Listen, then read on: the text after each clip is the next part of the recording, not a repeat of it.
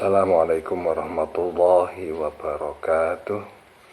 Selamat pagi, selamat berjumpa lagi dalam pengajian kitab Mabadi Fiqhiyah Juz 4. Kali ini membahas tentang hayatus sholat, artinya sunnah-sunnah hayatnya sholat. Kalau kemarin kita membahas tentang sunnah abadnya sholat. Kalau sunnah abad itu kalau tidak dilaksanakan, disunahkan untuk diganti dengan sujud sahwi. Nah, sekarang kita membahas tentang hayatus sholat. Bismillahirrahmanirrahim. Qala al-muallif rahimahullah wa nafa'ana bihi wa bi'ulumihi fid dharaini amin. Hayatus sholati utawi iki iku mertelaaken pira-pira sunat hayate sholat. Utawi iki iku mertelaken pira-pira sunnah hayate sholat. Pertemuan daring kali ini membahas tentang sunnah-sunnah hayatnya sholat. Al-awwalu utawi kang awal iku raf'ul yadaini, ngangkat tangan loro inda takbiratul ikhrami ing dalem nalikane takbiratul ihram. Yang pertama yaitu mengangkat kedua tangan, Allahu Akbar, ini ketika takbiratul ihram. Allahu Akbar, ini diangkat, ini adalah sunnah hayat. Wa indar ruku'i lan indalem nalikane ruku'. Dan kemudian ketika akan ruku' mengangkat Allahu Akbar, kedua tangan diangkat, ini sunnah. Wa indaruf ilan indalem nalikane tangi minhu saking ruku'. Kemudian juga mengangkat kedua tangan ketika bangun dari ruku' untuk iktidal, untuk sami Allahu liman hamidah, ini sunat mengangkat kedua tangan. Ini namanya adalah sunnah hayat. Yang selanjutnya wa indal qiyami minat tasyahudil awwali, dan ketika bangun dari tahiyat awal. Jadi ketika bangun dari tahiyat awal, ini kita disunahkan untuk mengangkat tangan. Allahu Akbar. Asani utai kang kaping pindho iku wad'ul yamini, nyelehaken tangan tengen alaku isimali ing atase ugel-ugele pergelangan. Ing atase ugel-ugele tangan kiwa. Kemudian yang kedua sunnah hayah adalah meletakkan tangan kanan di atas pergelangan tangan yang kiri ini, seperti ini. Ini sunnah hayah. Jadi meletakkan tangan kanan di atas pergelangan tangan kiri.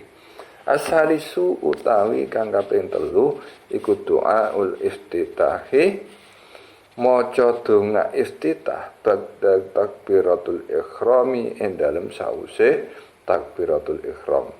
Yang ketiga membaca doa iftitah setelah takbiratul ihram. Jadi setelah Allahu Akbar kabira walhamdulillahi katsira wa subhanallahi bukratan wa asila sampai akhir, ini sunnah.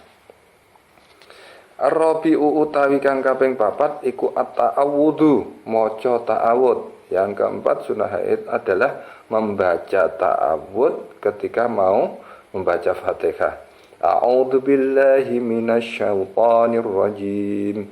Bismillahirrahmanirrahim. Nah, ini ta'awudnya itu sunnah. Al-khamisu utawi kang kaping 5 iku at-ta'minu, maca amin. Yang kelima membaca amin ketika sudah selesai Fatihah. Waladdallin amin. Nah, ini sunnah membaca amin. Kalau bisa sebagai seorang makmum, ini aminnya bersamaan dengan aminnya imam. Karena aminnya imam ini bersamaan dengan aminnya para malaikat. Asa disutai kang kaping 6 iku qira'atu suratin, maca surat badal Fatihati ing dalam sause maca Fatihah. Yang keenam membaca surat setelah membaca Fatihah, terserah surat apa saja. Kalau inginnya cepat ya kulhu monggo boleh saja, atau kul a'udzu birabbil falaq, kul a'udzu birabbin nas, terserah. Yang penting membaca surat. Diutamakan kalau bisa suratnya itu sampai satu surat sempurna, artinya sampai ayat yang terakhir. Boleh umpama membaca 2 ayat, 3 ayat boleh, tapi nilainya tetap lebih berbobot, lebih bernilai, lebih utama membaca surat yang pendek tapi sampai ayat terakhir. As-sabiu utawi kang kaping 7 iku al-jahru mbanteraken wacan fi maudhihi ing dalem panggonane jahru, wal israru lan nglirihaken wacan fi maudhihi ing dalem panggonane israr. Yang keenam, mengeraskan suara bacaan ketika pada tempat-tempat yang kita disunahkan untuk mengeraskan. Misalkan ketika membaca Fatihah dalam sholat Isya posisi sebagai imam. Nah, ini kan sunnah untuk dikeraskan. Kemudian sunnah untuk menyamarkan suaranya dibuat sepelan mungkin, sekiranya dirinya kita sendiri itu bisa mendengar ketika kita disuruh untuk memelankan suara. Misalkan ketika membaca Subhana rabbiyal azim wa bihamdihi, itu kan sunnah untuk dibuat pelan suaranya. As-saminu utawi kang kaping 8 iku takbiratul intiqali, pira-pira takbir krana ngalih rakaat, krana alih rukun, pira-pira takbir krana ngalih rukun. Yang ke-8 itu takbir intiqal. Takbir intiqal adalah takbir yang digunakan untuk berpindah dari satu rukun ke rukun yang lain. Misalkan dari berdiri rakaat pertama mau rukuk baca Allahu Akbar. Dari rukuk mau i'tidal baca Allah sami Allahu liman hamidah. Kemudian mau sujud itu kan baca baca Allahu Akbar. Itu namanya takbir intiqal, perpindahan dari satu rukun ke rukun yang lain. Kecuali pada waktu i'tidal itu bacanya sami Allahu liman hamidah, bukan Allahu Akbar. Kemudian atasiu taikang kaping 9 iku atasbihu maca tasbih lil i'tidali krana i'tidal.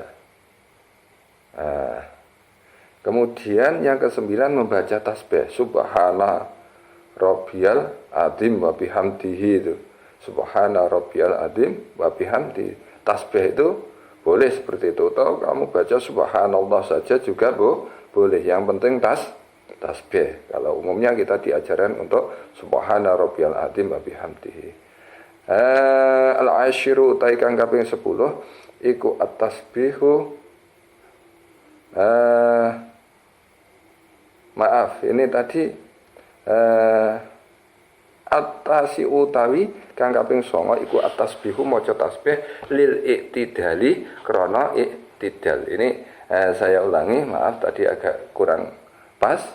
Membaca tasbih karena i'tidal. Jadi sami Allahu liman hamidah Rabbana lakal hamdu mil as-samawati wa mil'ul ardi wa mil'u ma syi'ta min syai'in ba'du. Baca itu. Al-ashiru utawi kang kaping 10 iku tasbihu maca tasbih fir ruku'i ing dalam rukuk wa sujud lan sujud. Yang ke-10 membaca tasbih karena rukuk dan sujud. Tasbih rukuk dan sujud ya seperti biasanya yang saya tadi utarakan itu tasbihnya. Untuk rukuk subhana rabbiyal azim wa bihamdihi, untuk sujud subhana rabbiyal a'la wa bihamdihi. Ini sunnah. Atau kalau tidak gitu boleh kamu baca subhanallah, itu juga sudah mencukupi. Al-ashiru utawi kang kaping 10 iku wat uyadahi nyelehaken tangane musolli fit tasyahudi ing dalem nalikane tahiyat ala fakhidaihi ing dalem pupu lorone musolli nasyiron hale wong kang gelar yusrahu ing tangan kiwane musolli qabidan hale wong kang gegem yumnahu ing tangan tengene musolli ilal musabbihati angin driji penuduh.